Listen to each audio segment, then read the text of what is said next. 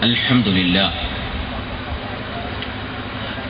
لله الكريم المعبود وأشهد أن لا إله إلا الله الواحد الأحد الفرد الصمد الذي لم يلد ولم يولد ولم يكن له كفوا أحد صلى الله على محمد وعلى آله صلاة بلا عدد باقية إلى الأبد إن أريد إلا الإصلاح ما استطعت ما توفيقي إلا بالله عليه توكلت وإليه أنيب رب اشرح لي صدري ويسر لي أمري واحلل عقدة من لساني يفقهوا قولي يا أيها الذين آمنوا اتقوا الله حق تقاته ولا تموتن إلا وأنتم مسلمون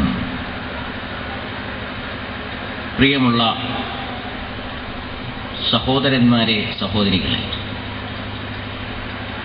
പ്രപഞ്ച സൃഷ്ടാവും കരുണാവാരിധിയുമായ പടച്ച തമ്പുരാൻ നമ്മെ അനുഗ്രഹിക്കുമാറാകട്ടെ എന്ന് ഞാൻ ഹൃദയം തുറന്ന് പ്രാർത്ഥിക്കുകയാണ്. അസ്സലാമു അലൈക്കും വറഹ്മത്തുള്ളാഹി വബറകാതുഹു. ഇന്ന് രാവിലെ മുതൽ ഇവിടെ നടന്നുവരുന്ന ജമാഅത്തെ ഇസ്ലാമി ഏരിയ സമ്മേളനം ഇപ്പോൾ അതിൻ്റെ അവസാനത്തേക്ക് നീങ്ങുകയാണ്.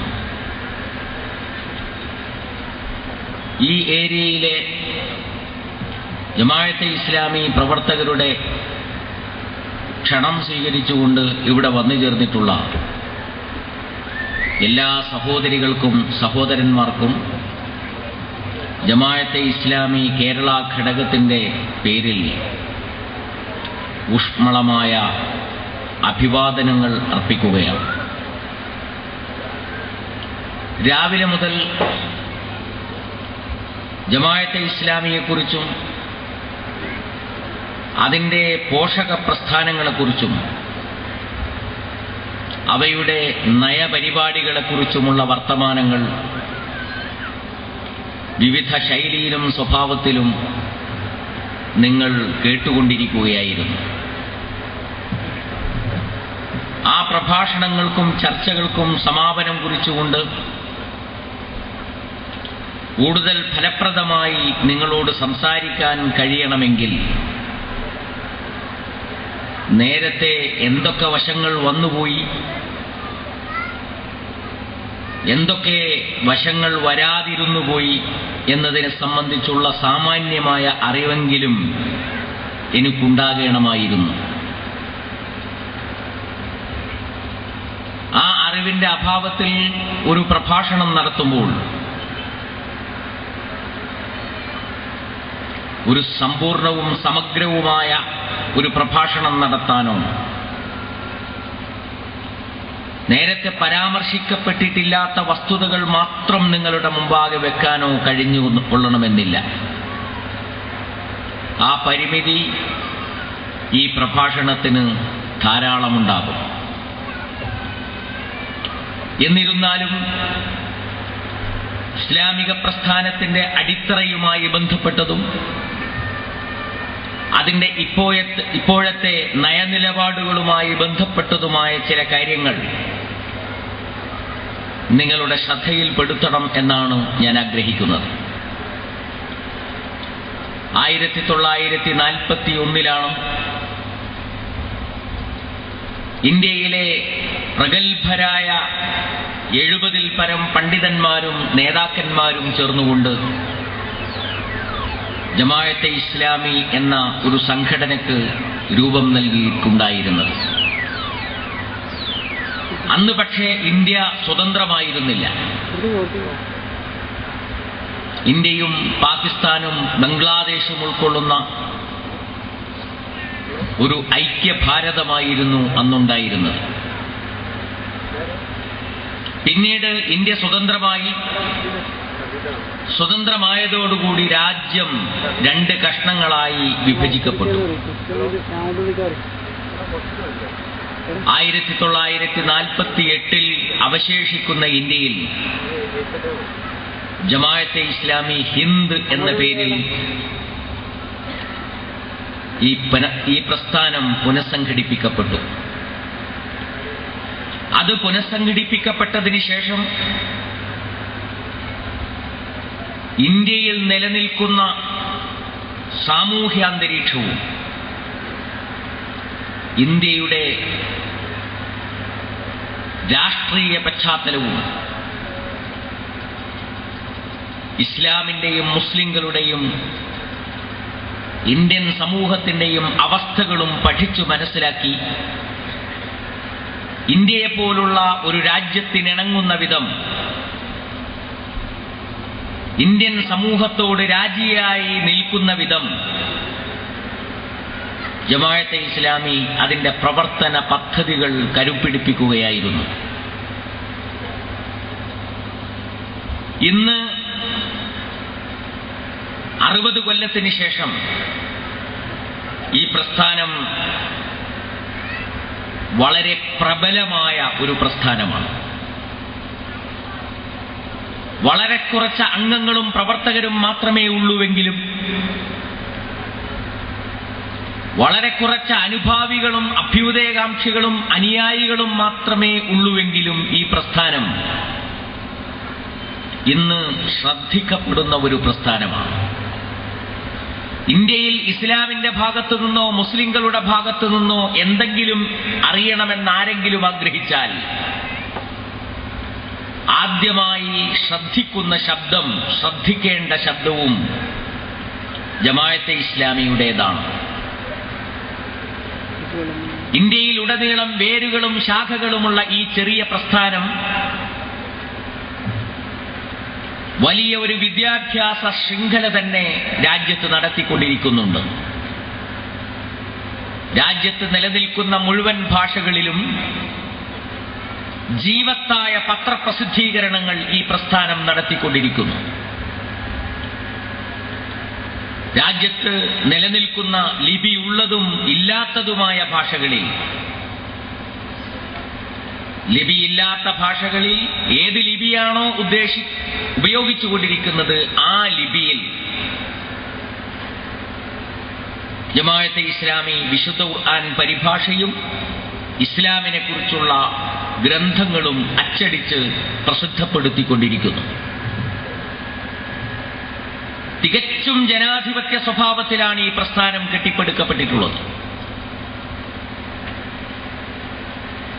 ജമാഅത്ത് അംഗങ്ങളിൽ നിന്ന് വളരെ സ്വതന്ത്രമായി തിരഞ്ഞെടുക്കപ്പെടുന്ന ഒരു പ്രതിനിധി സഭ, ആ പ്രതിനിധി സഭയിൽ നിന്ന് വളരെ സ്വതന്ത്രമായി തിരഞ്ഞെടുക്കപ്പെടുന്ന 2-3 ദിവസം ഗാഢമായ ആലോചനകൾക്ക് ശേഷവും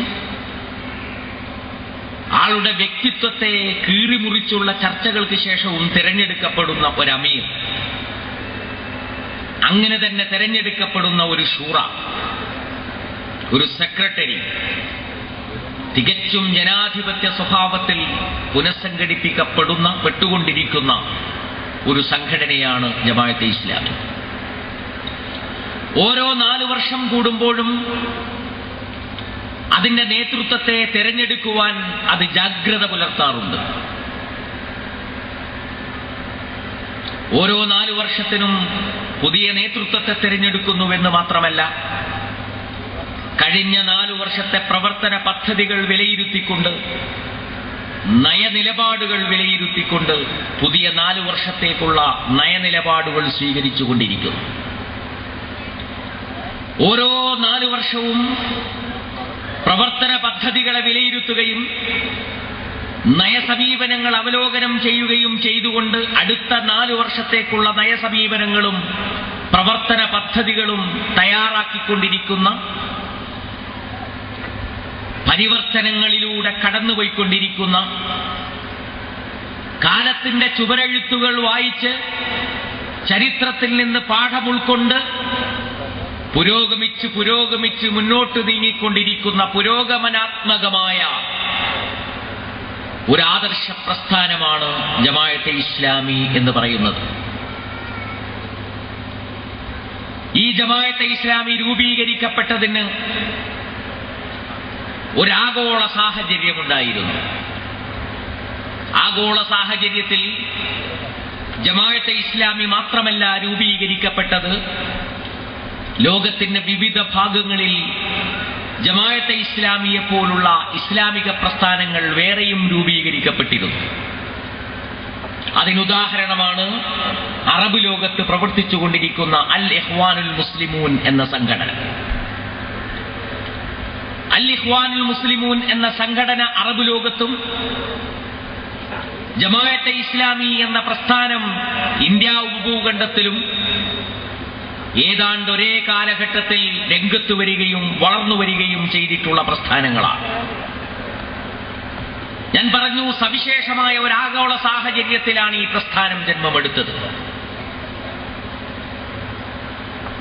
ആ ആഗോള സാഹചര്യം ഇതായിരുന്നു: പാശ്ചാത്യൻ ശക്തികൾ മുസ്ലിം രാജ്യങ്ങൾ മുഴുവൻ കൈയടക്കി വെച്ചു. അവർ മുസ്ലിങ്ങൾക്കിടയിൽ തെറ്റായ പല ആശയങ്ങളും പ്രചരിപ്പിച്ചു. ആ ആശയങ്ങളിൽ ഏറ്റവും പ്രധാനപ്പെട്ട ആശയം ഇസ്ലാം എന്നാൽ, മതം എന്നാൽ മനുഷ്യനും അവന്റെ ദൈവവും തമ്മിലുള്ള സ്വകാര്യമായ ഇടപാടാണ്.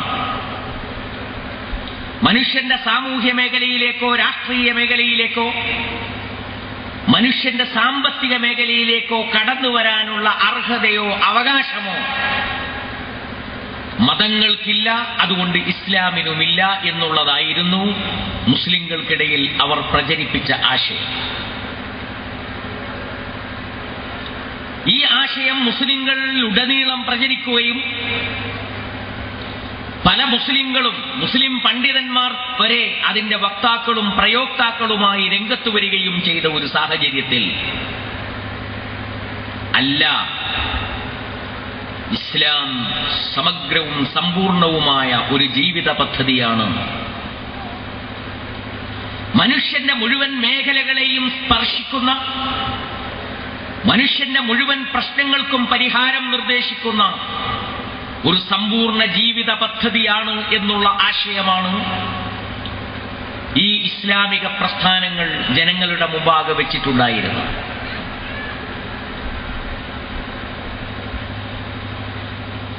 മാത്രമല്ല, കഴിഞ്ഞ നൂറ്റാണ്ടിലേക്ക് ഇസ്ലാം പ്രവേശിക്കുമ്പോൾ ഇസ്ലാം വളരെ നിർജീവമായ ഒരവസ്ഥയിലായിരുന്നു. നിർജീവമായിരുന്ന അവസ്ഥയിലാണ് എന്ന് പറഞ്ഞാൽ പോരാ, ഇസ്ലാമിക സമൂഹം ജഡം കണക്കെ നിശ്ചലമായി കഴിഞ്ഞിരുന്നു. 19ാം നൂറ്റാണ്ടിലേക്ക് ഇസ്ലാം പ്രവേശിച്ചു എന്ന് പറയുന്നതല്ല, 19ാം നൂറ്റാണ്ടിലേക്ക് ഇസ്ലാമിക സമൂഹത്തെ എടുത്തു കിടത്തി എന്ന് പറയുന്നതായിരിക്കും ശരി. കാരണം ഇസ്ലാമിന്റെ ഏറ്റവും മൗലികമായ അച്ചുതണ്ട് ഇസ്ലാമിക ഖിലാഫത്താണ്. പ്രവാചകൻ സല്ലല്ലാഹു അലൈഹി വസല്ലം പറഞ്ഞിട്ടുണ്ട്, കാനത് ബനൂ ഇസ്രായീൽ തസൂസുഹുമുൽ അംബിയാ കുല്ലമാ ഹലക നബിയ്യുൻ ഖലഫഹു നബിയ്യുൻ. ഇസ്രായേൽ മക്കളെ പ്രവാചകന്മാർക്ക് ശേഷം പ്രവാചകന്മാർ നയിച്ചുകൊണ്ടിരിക്കുകയായിരുന്നു ചെയ്തിരുന്നത്. അലാ ലാ നബിയ്യ ബഅദി, എനിക്ക് ശേഷം പ്രവാചകന്മാരുണ്ടാകുന്നതല്ല, സയകൂനു ഖുലഫാഉ, ഖലീഫമാരാണ് എനിക്ക് ശേഷം ഉണ്ടാവുക.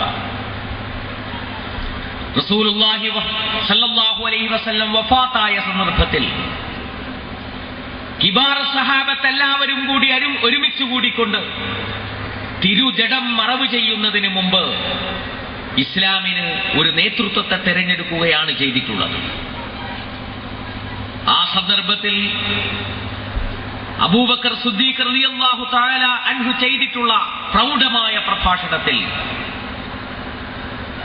ലാ ബുദ്ദ ലിഹാദദ്ദീൻ മൻ യഖൂമു ബിഅംരി ഹാദദ്ദീൻ, ഈ ദീനിന്റെ കാര്യങ്ങളുമായി എഴുന്നേറ്റു നിൽക്കുന്ന ഒരാൾ ഈ ദീനിന് കൂടാതെ കഴിയുകയില്ല എന്നാണ് അദ്ദേഹം പറഞ്ഞത്.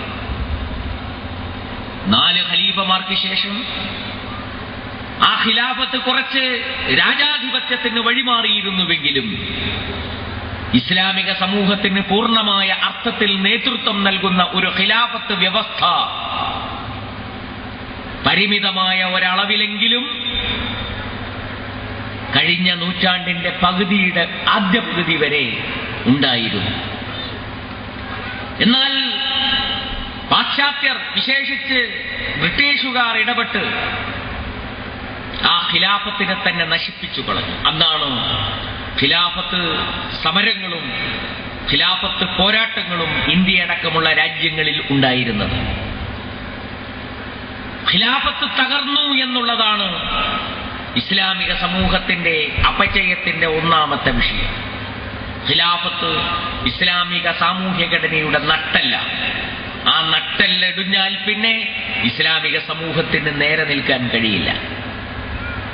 ഇസ്ലാമിക സമൂഹത്തിന്റെ മസ്തിഷ്കമാണ് ഇജ്തിഹാദ്, ഗവേഷണപരത എന്ന് പറയുന്നത്. 1400 കൊല്ലങ്ങൾക്ക് മുമ്പുള്ള ഇസ്ലാം ലോകത്തുള്ള മുഴുവൻ പ്രശ്നങ്ങൾക്കും പരിഹാരമാണ് എന്ന് പറയുന്നതിനർത്ഥം ലോകത്തുള്ള മുഴുവൻ പ്രശ്നങ്ങളുടെയും പരിഹാരമാർഗങ്ങൾ വിശദമായി നമ്പറിട്ട് ഖുർആനിലോ ഹദീസിലോ എഴുതി വച്ചിട്ടുണ്ട് എന്നുള്ളതല്ല. ലോകാവസാനം വരെ മനുഷ്യൻ അനുഭവിച്ചുകൊണ്ടിരിക്കുന്ന മുഴുവൻ പ്രശ്നങ്ങളുടെയും പരിഹാരത്തിനുള്ള മൗലികമായ നിർദ്ദേശങ്ങൾ ഖുർആനിലും തിരുസുന്നത്തിലുമുണ്ട്. ഖുർആനിൽ നിന്നും തിരുസുന്നത്തിൽ നിന്നും അത് നിർദ്ധാരണം ചെയ്തെടുക്കുകയാണ് വേണ്ടത്.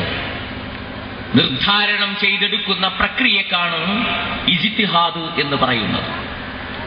ആ ഇജ്തിഹാദിന്റെ വാതിലടച്ചു എന്ന് പറഞ്ഞുകൊണ്ട് ഇസ്ലാമിക സമൂഹത്തിന്റെ മസ്തിഷ്കത്തെ തന്നെ മരവിപ്പിച്ചു കളഞ്ഞു. ഇസ്ലാമിക സമൂഹത്തിന്റെ രക്തചംക്രമണ വ്യവസ്ഥയാണ് യഥാർത്ഥത്തിൽ സക്കാത്ത് എന്ന് പറയുന്നത്. സക്കാത്ത് കേവലം ചക്കാത്തല്ല, അത് ദാരിദ്ര്യ നിർമ്മാർജ്ജനത്തിന് മാത്രമുള്ള മാർഗവുമല്ല. ഇസ്ലാമിക ലോകത്തെ, മനുഷ്യലോകത്തെ മുഴുവൻ ചൂഴ്ന്നു നിൽക്കുന്നതും ലോകത്തുള്ള ധനികന്മാരിൽ നിന്ന് ലോകത്തുള്ള ദരിദ്രന്മാരിലേക്ക് ധനം ഒഴുകുന്നതും ലോകത്ത് അഭയാർത്ഥികളെ പുനരധിവസിപ്പിക്കുന്നതും ലോകത്ത് മുഴുവൻ ബാധ്യതയിൽപ്പെട്ടിട്ടുള്ള ജനസമൂഹങ്ങളെ മോചിപ്പിക്കുന്നതും അടിമത്തത്തിന്റെ നുകമ്പേറുന്ന മനുഷ്യമക്കളെ അടിമത്തത്തിന്റെ കാരിരും വഴികൾക്കുള്ളിൽ നിന്ന് മോചിപ്പിക്കുന്നതുമായ നിർദ്ദേശങ്ങൾ സക്കാത്തിലുണ്ട്. സക്കാത്തിന്റെ അവകാശികളെ സംബന്ധിച്ച് പഠിച്ചാൽ നിങ്ങൾക്ക് അക്കാര്യം ബോധ്യപ്പെടും. ആ സക്കാത്തിനെ നശിപ്പിച്ച് കേവലം ചക്കാത്താക്കി മാറ്റി. ഇസ്ലാമിന്റെ പേശീബലമാണ് യഥാർത്ഥത്തിൽ ഇസ്ലാമിലെ ജിഹാദ്. ജിഹാദില്ലാത്ത ഒരു ഇസ്ലാം ഇസ്ലാമല്ല. ജിഹാദി താൽപര്യങ്ങളില്ലാത്ത ഒരു ഇസ്ലാമിനെ ഇസ്ലാം എന്ന് വിശേഷിപ്പിക്കുക സാധ്യമല്ല.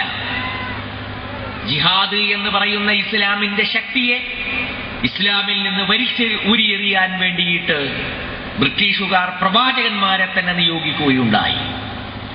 അങ്ങനെ നിയോഗിക്കപ്പെട്ട ഒരു പ്രവാചകനാണ് മിർസ ഗുലാം അഹമ്മദ് ഖാദിയാനി. അദ്ദേഹം വന്നുകൊണ്ട് ചെയ്തത് 2 കാര്യങ്ങളാണ്. അദ്ദേഹം പറഞ്ഞു, ഫതഹിന് ശേഷം ജിഹാദില്ല, അതുകൊണ്ട് ജിഹാദ് അവസാനിപ്പിച്ചു. ഇസ്ലാമിലെ ഖിലാഫത്ത് എന്ന് പറയുന്നത് വെറും ആത്മീയ ഖിലാഫത്താണെന്ന് പറഞ്ഞുകൊണ്ട് ഖിലാഫത്തിനെ അദ്ദേഹം കോർണറൈസ് ചെയ്തു, പ്രാന്തവൽക്കരിച്ചു. ഇങ്ങനെ നട്ടെല്ലൊടിഞ്ഞ, മസ്തിഷ്കം മരവിച്ച, രക്തചംക്രമണ വ്യവസ്ഥ തകരാറിലായ, പേശീബലം ഇല്ലാതെയായിപ്പോയ ഒരു ദുർബലമായ ഇസ്ലാമാണ് ലോകത്തേക്ക് പ്രവേശിക്കുന്നത്. അത്തരം ഒരു ഇസ്ലാമിക സമൂഹത്തിൽ നിന്നുകൊണ്ട് മതമെന്നത് കേവലമായ ആരാധനാകാര്യമാണ് എന്നും മനുഷ്യന്റെ സാമൂഹ്യ രാഷ്ട്രീയ വ്യവസ്ഥയെക്കുറിച്ച് ഒന്നും പറയാൻ അതിന് അവകാശമില്ലെന്നും അർഹതയില്ലെന്നുമുള്ള പ്രചാരണം ശക്തിപ്പെട്ടു വന്ന സാഹചര്യത്തിലാണ് ജമാഅത്തെ ഇസ്ലാമിയും ഇഖ്വാനുൽ മുസ്ലിമൂൻ പോലെയുള്ള സംഘടനകളും രംഗപ്രവേശം ചെയ്യുന്നത്. അവർ വന്നുകൊണ്ട് എന്താണ് ചെയ്തത്? അവർ വന്നുകൊണ്ട് ചെയ്ത പ്രവർത്തനത്തിനാണ് തജ്ദീദ് എന്ന് പറയുന്നത്, നവോത്ഥാനം. ഈ ജഡത്വം ബാധിച്ച ഇസ്ലാമിക സമൂഹത്തിന് നവോന്മേഷം നൽകി. ഇസ്ലാമിക ആദർശം എന്താണ് എന്നവരെ പഠിപ്പിച്ചു. ആ ആദർശം സ്വീകരിക്കുവാനുള്ള ആർജവം അവർക്കുണ്ടാക്കി. ഇസ്ലാം മനുഷ്യനെ മോചിപ്പിക്കാൻ കഴിയുന്ന ഒരു സമ്പൂർണമായ ജീവിത വ്യവസ്ഥയാണെന്ന് അവരെ ധരിപ്പിച്ചു. പാശ്ചാത്യ ലോകത്ത് നിന്നും വരുന്ന മുഴുവൻ വിമർശനങ്ങളെയും നേരിടാനുള്ള ആയുധം അവർക്ക് നൽകി. പാശ്ചാത്യ വിമർശനങ്ങൾക്കെതിരെ അതിശക്തമായ പ്രതിരോധ നിര തീർത്തു. അറബ് ലോകത്തും ഏഷ്യൻ രാജ്യങ്ങളിലും മാത്രമല്ല, യൂറോപ്പിലും അമേരിക്കയിലും വരെ ഇസ്ലാമിന്റെ നവജാഗരണം, ഇസ്ലാമിന്റെ നവോന്മേഷം, ഇസ്ലാമിന്റെ നവോത്ഥാനം സാധ്യമാവുകയുണ്ടായി. ഇന്ന് ലോകത്തിന്റെ വിവിധ ഭാഗങ്ങളിൽ നടന്നുകൊണ്ടിരിക്കുന്ന ഇസ്ലാമിക മുന്നേറ്റത്തിന് പ്രചോദനമായിട്ടുള്ളത് ഇന്ത്യ ഉപഭൂഖണ്ഡത്തിൽ സയ്യിദ് മൗദൂദിയും അറബ് രാജ്യങ്ങളിൽ ഇഖ്വാനുൽ മുസ്ലിമൂന്റെ നേതാക്കളായിരുന്ന ഹസനുൽ ബന്ന ഷഹീദും ഷഹീദ് സയ്യിദ് കുത്തുബും നേതൃത്വം നൽകിയിട്ടുള്ള ഇസ്ലാമിക പ്രസ്ഥാനങ്ങളായിരുന്നു എന്നുള്ള കഥ ഇന്ന് ഞാൻ ആർക്കും വിശദീകരിച്ചു കൊടുക്കേണ്ടതില്ല. ലോകത്തിന് മുമ്പിൽ അക്കാര്യം വ്യക്തമാണ്. ഇതായിരുന്നു ജമാഅത്തെ ഇസ്ലാമിയുടെ പിറവിയുടെ ലോക സാഹചര്യം. എന്നാൽ ഇന്ത്യയിലേക്ക് വരുമ്പോൾ 1930കളും 40കളും ജമാഅത്തെ ഇന്ത്യയെ സംബന്ധിച്ചിടത്തോളം വളരെ ശ്രദ്ധേയമായ ഒരു കാലഘട്ടമായിരുന്നു. ബ്രിട്ടീഷുകാരൻ ഇവിടെ നിന്ന് പോകും എന്ന് ഏതാണ്ട് ഉറപ്പായ സന്ദർഭമായിരുന്നു അത്. ആ സന്ദർഭത്തിൽ ജമാഅത്തെ ഇസ്ലാമി രംഗത്ത് വന്നുകൊണ്ട് മുസ്ലിം സമൂഹത്തിൽ ഇടപെടുകയും മുസ്ലിം സമൂഹത്തെ ബോധവൽക്കരിക്കാൻ വേണ്ടി ശ്രമിക്കുകയും ചെയ്തു. ബ്രിട്ടീഷുകാരൻ ഇവിടെ നിന്ന് പോയാൽ രാജ്യം എങ്ങനെ ഭരിക്കണം എന്ന വിഷയത്തിൽ രാജ്യനിവാസികളും സ്വാതന്ത്ര്യ സമര നായകന്മാരും ചർച്ചകൾ നടത്തിക്കൊണ്ടിരുന്ന ഒരു സമയമായിരുന്നു അത്. കമ്മ്യൂണിസ്റ്റ് പ്രസ്ഥാനത്തെക്കുറിച്ചുള്ള സ്വപ്നങ്ങൾ വിടർന്നു വന്നുകൊണ്ടിരുന്നു. ഹിന്ദുത്വ രാഷ്ട്രത്തെ സംബന്ധിച്ചുള്ള ചിന്താഗതികൾ ചില ആളുകൾ മുന്നോട്ട് വെച്ചു. നെഹ്റു അദ്ദേഹത്തിൻ്റെതായ ഒരു സോഷ്യലിസത്തെ സംബന്ധിച്ച് സംസാരിച്ചു. ഗാന്ധിജി രാമരാജ്യത്തെക്കുറിച്ചും പയ്യെപ്പയ്യെയുള്ള ഒരു സോഷ്യലിസത്തെ സംബന്ധിച്ചും സംസാരിച്ചു. മുസ്ലിങ്ങൾ പ്രധാനമായും രണ്ട് ചേരികളിലായി തിരിഞ്ഞു നിന്നു. ഒരു ചേരിയിലുള്ള മുസ്ലിങ്ങൾ പറഞ്ഞു, നമുക്ക് ഇന്ത്യൻ ദേശീയധാരയിൽ അങ്ങ് ലയിച്ചു ചേരാം. നമസ്കാരം, നോമ്പ്, സക്കാത്ത്, ഹജ്ജാദി കാര്യങ്ങളൊക്കെ നമുക്ക് നമ്മുടേതായ സ്വഭാവത്തിൽ ചെയ്യാം. ബാക്കി കാര്യങ്ങളിലൊക്കെ ദേശീയ സംസ്കാരത്തിൽ ലയിച്ചു ചേരാമെന്നവർ പറഞ്ഞു. അവരെയാണ് ദേശീയ മുസ്ലിങ്ങൾ അറിയുന്നത്. എന്നാൽ മറ്റൊരു വിഭാഗം ഒന്നുകിൽ പാകിസ്ഥാൻ അല്ലെങ്കിൽ ഖബറിസ്ഥാൻ എന്ന് പറഞ്ഞുകൊണ്ട് പാകിസ്ഥാൻ വാദവുമായി രംഗത്ത് വന്നു. ജമാഅത്തെ ഇസ്ലാമി മുസ്ലിങ്ങളിലുള്ള ഈ ചേരിതിരിവിൽ ഇടപെട്ടു. രണ്ട് വിഭാഗത്തോടും കാര്യങ്ങൾ ശാന്തമായി പറഞ്ഞു മനസ്സിലാക്കി കൊടുത്തു. ദേശീയ മുസ്ലിങ്ങളോട് പറഞ്ഞു, ഇസ്ലാം എന്നാൽ നിങ്ങൾ മനസ്സിലാക്കുന്നത് പോലെയല്ല. കേവലം ആരാധനാപരമായ കാര്യങ്ങളല്ല അത്. കേവലം ആരാധനാപരമായ കാര്യങ്ങളായിരുന്നുവെങ്കിൽ ജീവിതത്തിന്റെ മറ്റു വശം ഏതെങ്കിലും സംസ്കാരത്തിന് നമുക്ക് വിട്ടുകൊടുക്കാമായിരുന്നു. ഇസ്ലാം ഒരു സമ്പൂർണമായ ജീവിത വ്യവസ്ഥയാണ്, ഒരു സമ്പൂർണമായ സംസ്കാരമാണ്. ആ സംസ്കാരത്തിന് വേറെ ഒരു സംസ്കാരത്തിൽ പൂർണ്ണമായി ലയിച്ച് ഇല്ലാതായി തീരാൻ സാധ്യമല്ല എന്നുള്ളതായിരുന്നു ദേശീയ മുസ്ലിങ്ങളുടെ നേരെ നോക്കിക്കൊണ്ട് ജമാഅത്ത് പറഞ്ഞിരുന്നത്. എന്നാൽ മുസ്ലിം സാമുദായികവാദികളായ മുസ്ലിം ലീഗിനെ നോക്കിക്കൊണ്ട് ജമാഅത്തെ ഇസ്ലാമി പറഞ്ഞു, ഒരിക്കലും നിങ്ങൾ സാമുദായികമായ ഒരു രാജ്യത്തിന് വേണ്ടി വാദിക്കരുത്. അങ്ങനെ ഒരു രാജ്യം ഇന്ത്യയിൽ നിന്ന് പിരിഞ്ഞുപോയാൽ ആ രാജ്യത്തിനോ മുസ്ലിങ്ങൾക്കോ ഇസ്ലാമിനോ യാതൊരു ഗുണവും ചെയ്യാൻ അതുകൊണ്ട് സാധ്യമാവുകയില്ല. പാകിസ്ഥാനിലെ ഹിന്ദുക്കളും ഇന്ത്യയിലെ മുസ്ലിങ്ങളും ന്യൂനപക്ഷങ്ങൾ എന്ന പേരിൽ മർദ്ദിക്കപ്പെടുകയായിരിക്കും ഫലം. ആ വിഭജനത്തിന്റെ മുറിവ് ഉണക്കുവാൻ ചരിത്രത്തിന് പോലും സാധ്യമല്ല എന്ന് അന്ന് ജമാഅത്തെ ഇസ്ലാമി സാമുദായിക രാഷ്ട്രീയവാദികളോട് പറഞ്ഞു. മറിച്ച് എന്താണ് ചെയ്യേണ്ടത്? ഇന്ത്യയിലെ മുസ്ലിങ്ങൾ ചെയ്യേണ്ടത് ഇസ്ലാമിനെ പൂർണ്ണമായി ഉൾക്കൊള്ളുക, അതിന്റെ എല്ലാവിധ വിശദാംശങ്ങളോടും കൂടി ഇസ്ലാമിനെ ഉൾക്കൊണ്ട് മനസ്സിലാക്കുക, എന്നിട്ട് ജീവിതത്തെ അതിനനുസരിച്ച് പരിവർത്തിപ്പിക്കുക. വ്യക്തിജീവിതത്തെ അങ്ങനെ മാറ്റുക, കുടുംബജീവിതത്തെ അങ്ങനെ പരിവർത്തിപ്പിക്കുക. മുസ്ലിങ്ങൾ തിങ്ങിത്താമസിക്കുന്ന മഹല്ലിനെ ഇസ്ലാമിക ആദർശത്തിനനുസരിച്ച് കെട്ടിപ്പടുക്കുക. മുസ്ലിം കമ്മ്യൂണിറ്റിയെ, മുസ്ലിം സൊസൈറ്റിയെ ഇസ്ലാമിന്റെ അടിസ്ഥാനത്തിൽ ആദർശ സമൂഹമായി വളർത്തിയെടുക്കുക. ആ ആദർശ സമൂഹം ഇന്ത്യയിൽ ജീവിക്കുക. അപ്പോൾ അവർ വളരെ ശുദ്ധരുടെ ഒരു സമൂഹമായിരിക്കും.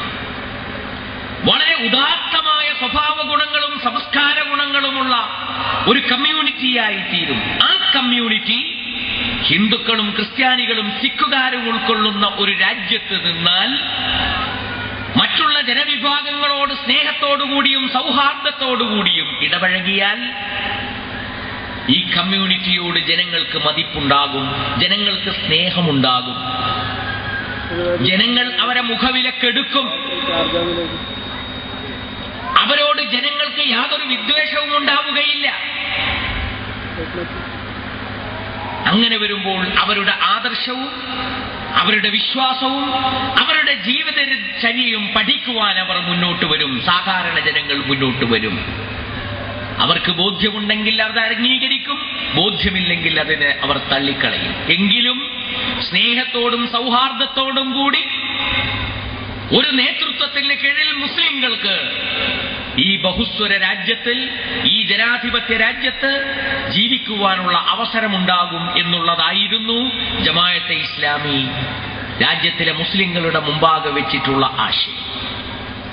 ഞാൻ പറഞ്ഞു, ഇസ്ലാം ഒരു സമ്പൂർണ്ണ ജീവിത പദ്ധതിയാണ് എന്ന് പറയേണ്ട ഒരു ലോക സാഹചര്യത്തിൽ നിന്നുകൊണ്ട് ഇസ്ലാം സമ്പൂർണമായ ഒരു ജീവിത പദ്ധതിയാണെന്നും മുസ്ലിം സമുദായത്വം ആദർശമണിയേണ്ടതുണ്ട് എന്നും പറയേണ്ട ഒരു ദേശീയ സാഹചര്യത്തിൽ നിന്നുകൊണ്ടാണ് ജമാഅത്തെ ഇസ്ലാമി അതിന്റെ പ്രവർത്തനം ആരംഭിക്കുന്നത്.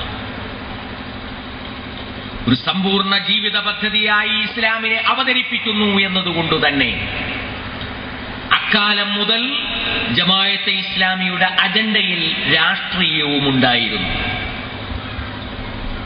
രാഷ്ട്രീയം ജമാഅത്തെ ഇസ്ലാമിയുടെ അജണ്ടയിലുണ്ട്. എന്തുകൊണ്ടാണ് രാഷ്ട്രീയം അജണ്ടയിലുണ്ടായത്? രാഷ്ട്രീയം അജണ്ടയിലുണ്ടായത് അത് ഇസ്ലാമിന്റെ അജണ്ടയിലുണ്ട് എന്നതുകൊണ്ടാണ്. എന്തുകൊണ്ടാണ് ഇസ്ലാമിന്റെ അജണ്ടയിൽ രാഷ്ട്രീയമുണ്ടായത്? അത് ജീവിതത്തിൽ രാഷ്ട്രീയമുണ്ട് എന്നുള്ളത് കൊണ്ടാണ്. ജീവിതത്തിൽ നിന്ന് രാഷ്ട്രീയത്തെ അകറ്റി മാറ്റാൻ പറ്റില്ല.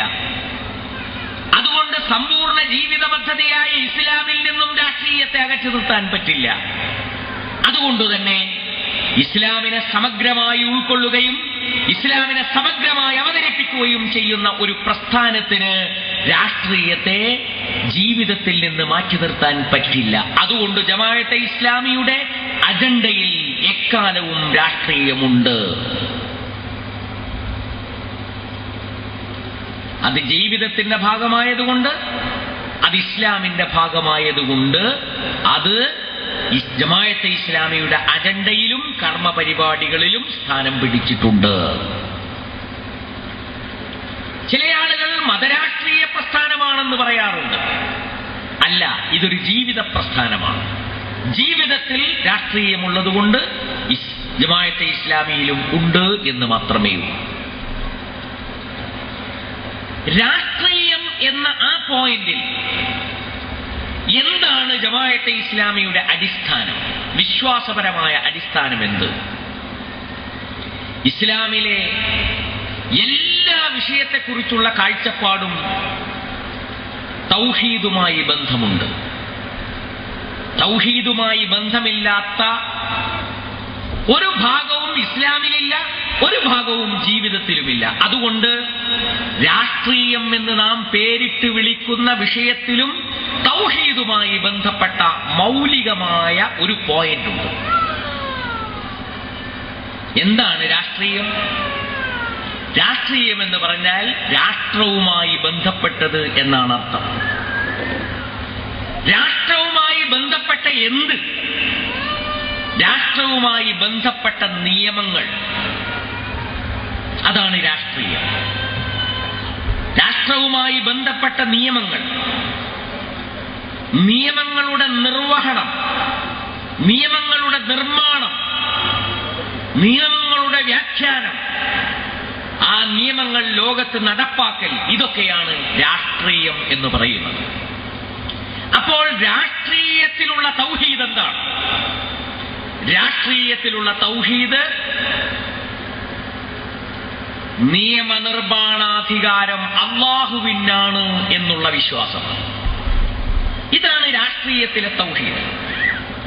രാഷ്ട്രീയം എന്ന് പറഞ്ഞാൽ രാഷ്ട്രവുമായി ബന്ധപ്പെട്ടത്. രാഷ്ട്രവുമായി ബന്ധപ്പെട്ടതെന്ന് പറഞ്ഞാൽ രാഷ്ട്രവുമായി ബന്ധപ്പെട്ട നിയമങ്ങളുടെ നിർമ്മാണം, നിയമങ്ങളുടെ വ്യാഖ്യാനം, നിയമങ്ങളുടെ നിർവഹണം, നിയമവ്യവസ്ഥയുടെ നടത്തിപ്പ്, ഇതൊക്കെയാണ് രാഷ്ട്രീയമെങ്കിൽ ആ രാഷ്ട്രീയത്തിൽ തൗഹീദുമായി ബന്ധപ്പെട്ട ഒരടിത്തറയുണ്ട്. ആ അടിത്തറ നിയമനിർമ്മാണത്തിന്റെ പരമാധികാരം ഏകനായ ദൈവത്തിനാണ് എന്നുള്ളതാണ് അടിത്തറ. മുസ്ലിം സമൂഹത്തിൽപ്പെട്ട ഒരാൾക്കും ഇതിനെ നിഷേധിക്കാൻ വയ്യ, പറ്റില്ല.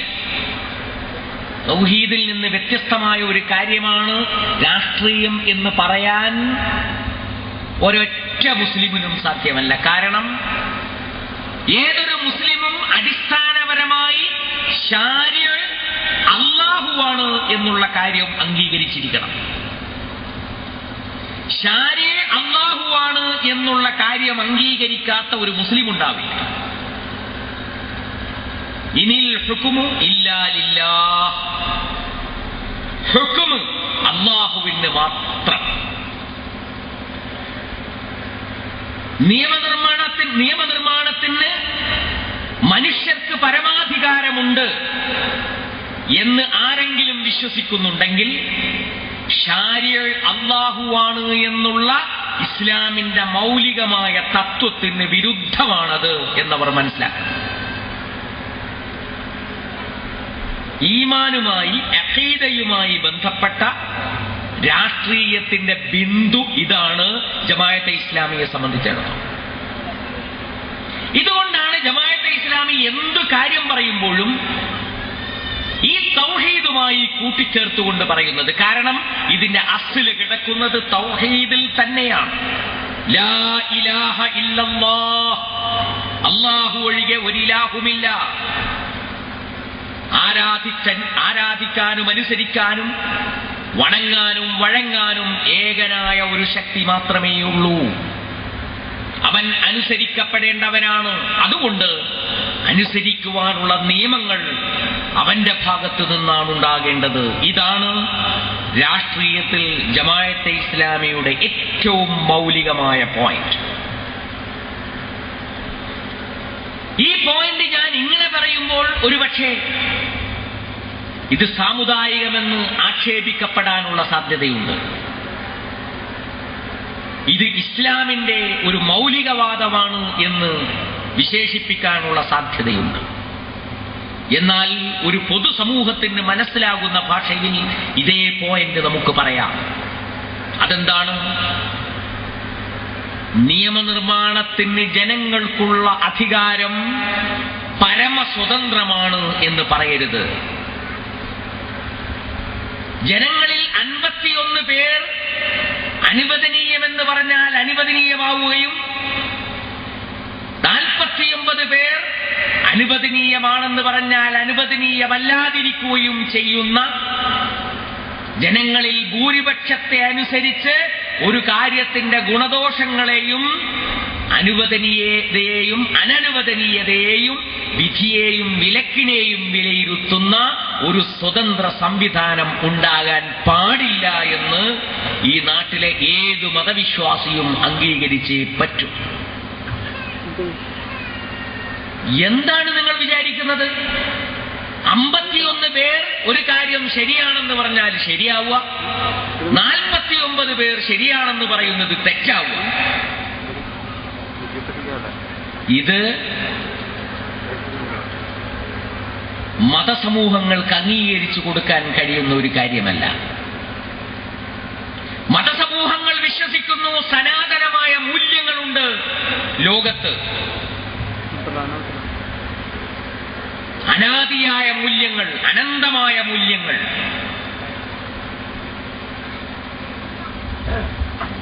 ആ മൂല്യങ്ങൾക്ക് സനാതനത്വമുണ്ട്. ആ മൂല്യങ്ങളെ 51% ആളുകൾ വിചാരിച്ചാൽ മറിച്ചിടാൻ കഴിയുകയില്ല.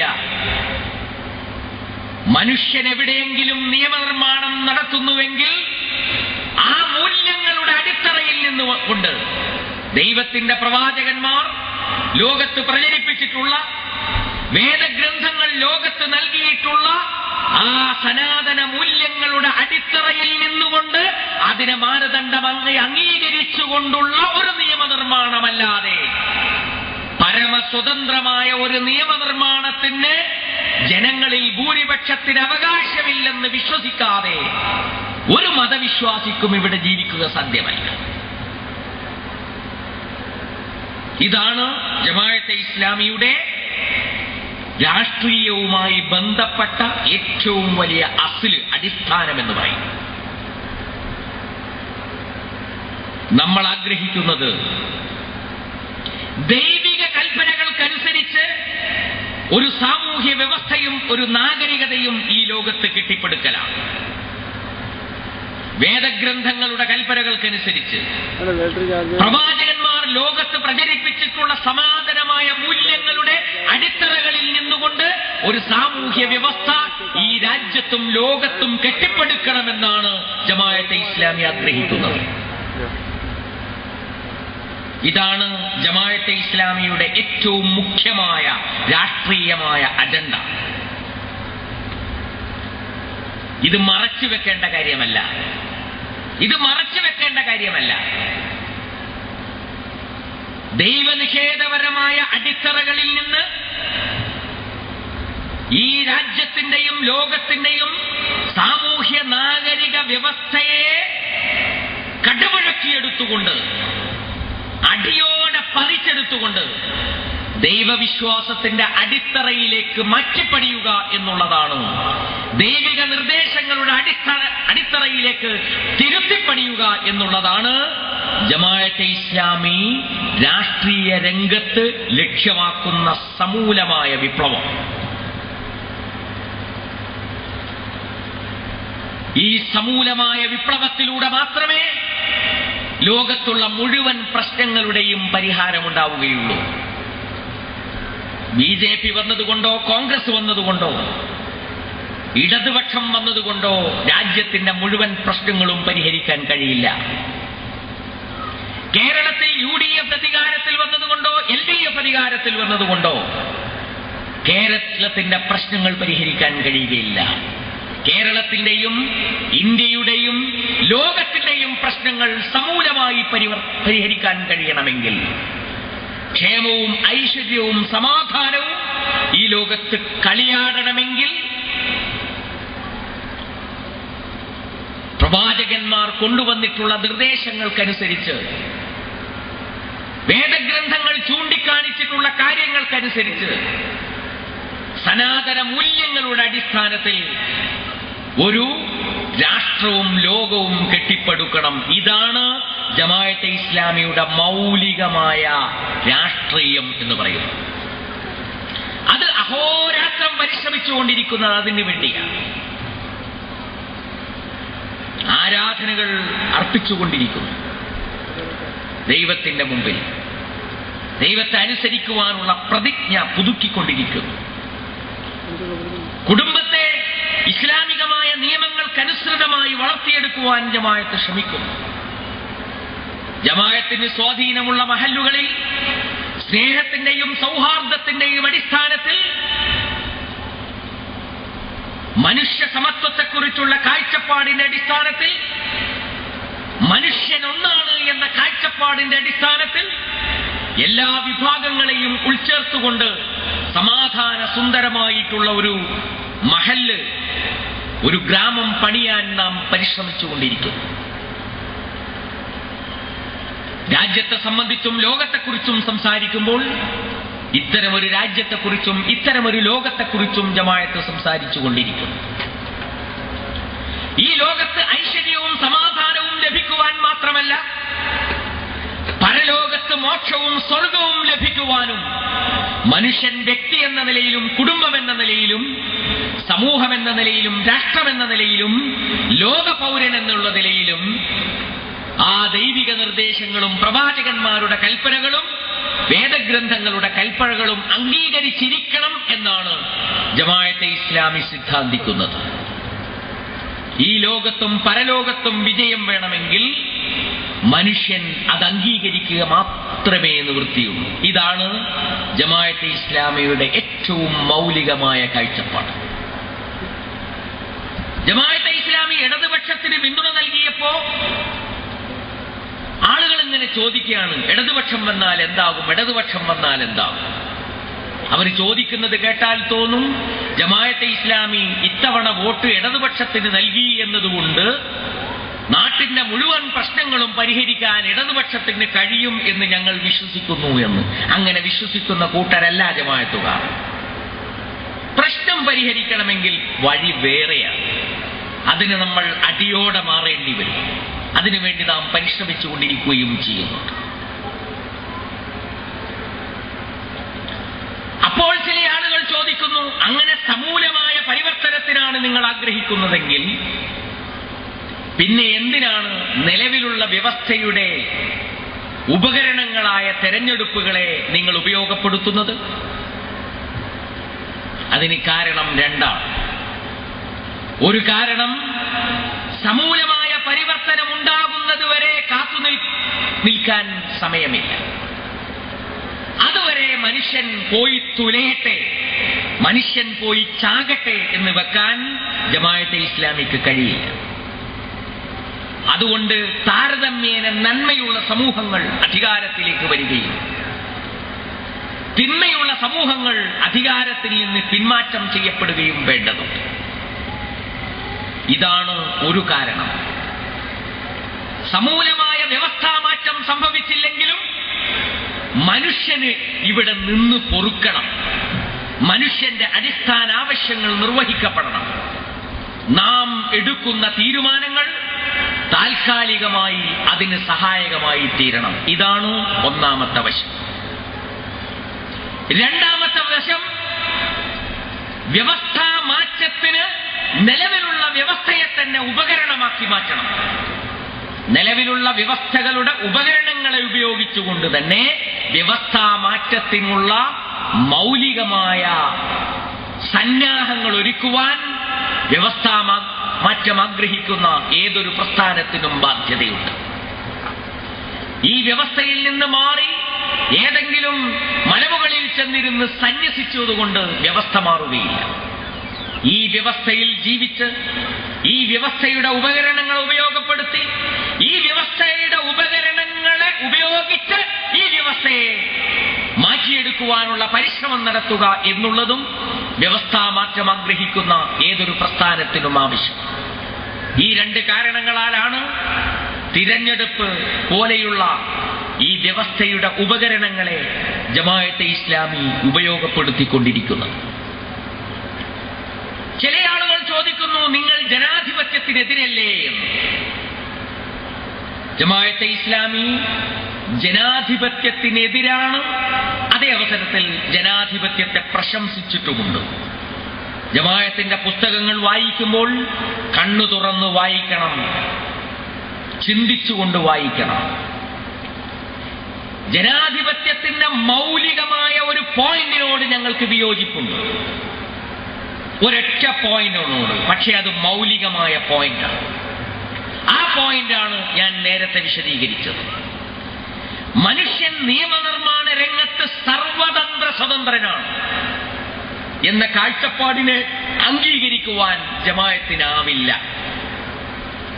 ഒരു മുസ്ലിമിനുമാവില്ല, ഒരു മതവിശ്വാസിക്കുമാവില്ല. നിയമനിർമ്മാണത്തിന് മനുഷ്യൻ സർവസ്വതന്ത്രനാണ് എന്ന് വിശ്വസിക്കാൻ.